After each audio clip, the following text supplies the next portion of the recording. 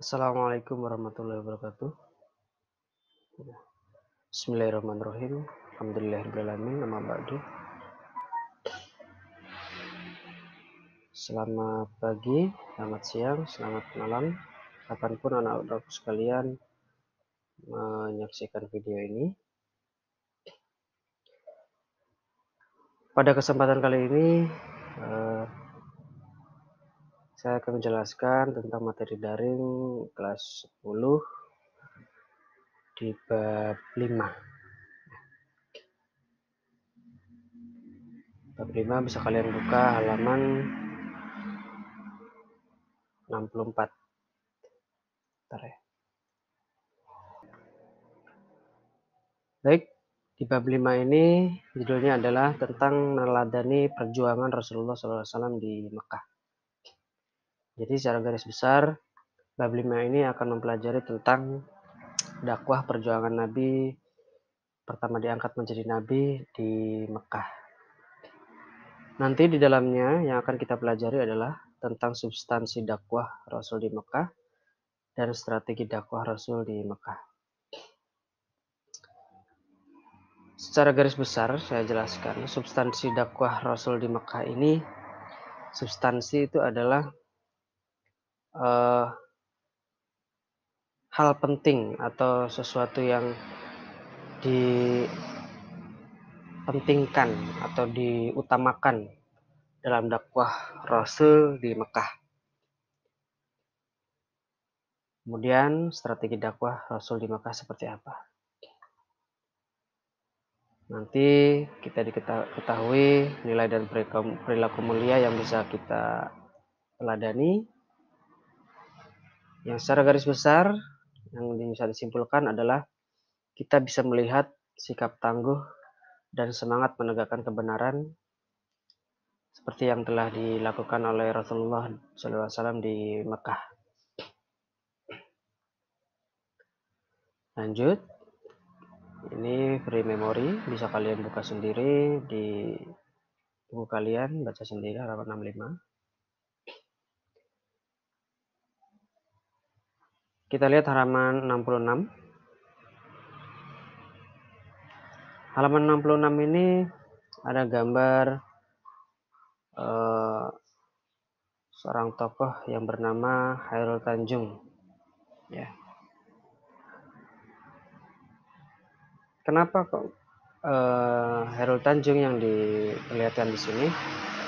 Karena beliau adalah seorang Muslim yang kemudian pekerja keras, pejuang, dan yakin akan takdir Allah bahwa ketika dia berusaha maka akan menghasilkan kesuksesan. Karena apa? Karena bisa kalian baca sendiri di kisah suksesnya Khairul Tanjung ini. Ada bukunya, bukunya itu judulnya Si Anak Singkong. Bisa kalian baca di sini. Yang secara singkat ceritanya adalah mulai dari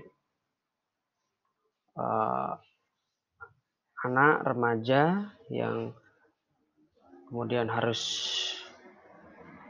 kehilangan harta dari keluarganya, sampai kemudian setelah beliau dewasa mulai merintis kembali hingga saat ini beliau bisa menjadi salah satu orang terkaya di Indonesia. Beliau ini adalah yang punya Trans Corporation, Transmart, Trans TV, Trans 7, Bank Mega juga, Trans Studio, dan lain-lain. Oke, lanjut kita ke materi di halaman 68. Seperti yang disebutkan di atas, substansi dakwah Rasulullah SAW di Mekah. Di paragraf ini bisa kalian baca bahwa Nabi Muhammad diangkat menjadi Rasul pada hari tanggal 17 Ramadan pada saat usianya 40 tahun. Beliau menyendiri atau di Gua Hiro karena Gua Hira adalah tempat beliau untuk menyendiri dan mencari jawaban untuk kejahiliahan masyarakat Mekah pada waktu itu. Dan pada akhirnya di tanggal 17 Ramadan datanglah malaikat Jibril untuk memberikan wahyu pertama dan sekaligus menjadikan Muhammad sebagai nabi dan rasul kita. Pada saat itu malaikat Jibril memerintahkan Nabi untuk membacanya. Namun Nabi berkata ia tidak dapat membaca sampai berkali-kali dan akhirnya dibacalah surat Al-Alaq 1-5 sebagai ayat yang pertama turun di Gua Hira, yang pada saat itu malaikat Jibril yang menyampaikannya. A'udzubillahi minasyaitonirrajim. Bismillahirrahmanirrahim. Iqra bismi rabbikal ladzi khalaq, khalaqal insana min 'alaq. Iqra wa rabbukal akram alladzi 'allama bil qalam, 'allamal insana ma lam ya'lam. Yang artinya, bacalah dengan menyebut nama Tuhanmu yang menciptakan manusia dari sumber darah. Bacalah dengan nama Tuhanmu yang Maha Pemurah, yang mengajar manusia dengan perantaraan menulis, membaca. Dia mengajarkan kepada manusia apa yang tidak diketahuinya. Quran Surat Al-Alaq, surat ke-96, ayat 1-5. Nah, di ayat ini adalah perintah pertama untuk Nabi. Nabi adalah seorang yang ummi, yaitu orang yang tidak bisa baca dan tulis. Yang kemudian diajak oleh malaikat Jibril untuk baca saja, baca. Ya. Jadi perintah pertama dalam Al-Quran itu ternyata adalah menyuruh kita untuk belajar, menyuruh kita untuk membaca dan mengabadikan setiap apa yang kita baca atau yang setiap kita pahami. Alladzi 'allama bil qalam, ya. Yang mengajar manusia dengan perantaraan bil qalam, pena, ya, menulis. Lanjut di paragraf berikutnya, Al-Quran diturunkan secara berangsur-angsur, ya. Bisa kalian catat di sini kurang lebih jangka waktunya 23 tahun. Untuk lebih rincinya adalah 22 tahun, 2 bulan, dan 22 hari. Itu ya. Berangsur-angsur sesuai dengan sebab atau kejadian yang mendasari turunnya ayat. Atau yang disebut dengan asbabun nuzul. Sebab-sebab turunnya ayat.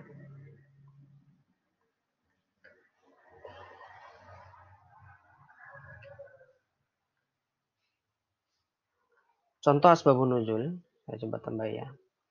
Misalkan surat Al-Kafirun, ya. Surat Al-Kafirun itu Qul ya ayyuhal kafirun, ya.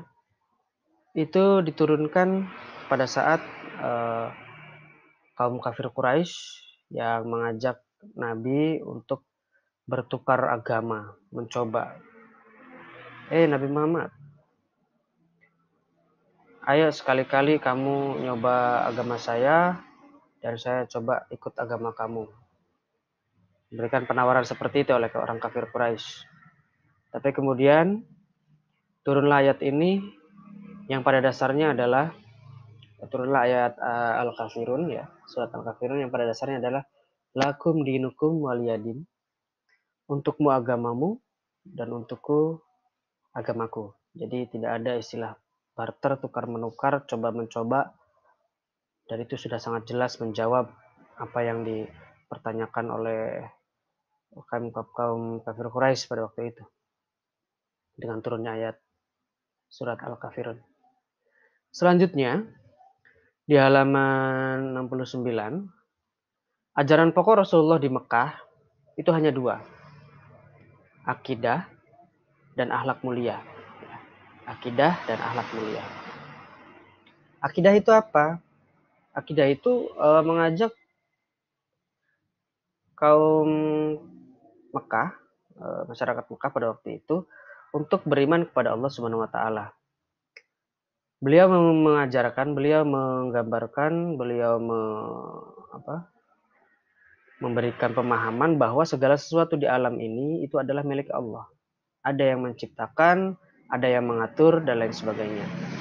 Beliau menyebutkan juga langit, bumi, matahari, bintang, laut, gunung, manusia, dan lain-lain ini merupakan ciptaan Allah. Sehingga Nabi ingin menanamkan akidah atau keimanan atau kepercayaan masyarakat Mekah pada waktu itu untuk menyembah Allah Subhanahu wa taala semata, ya. Menyembah Allah Subhanahu wa taala semata dan yakin bahwa Nabi Muhammad adalah Rasulullah. Itu hanya tentang mempercayai akidah itu.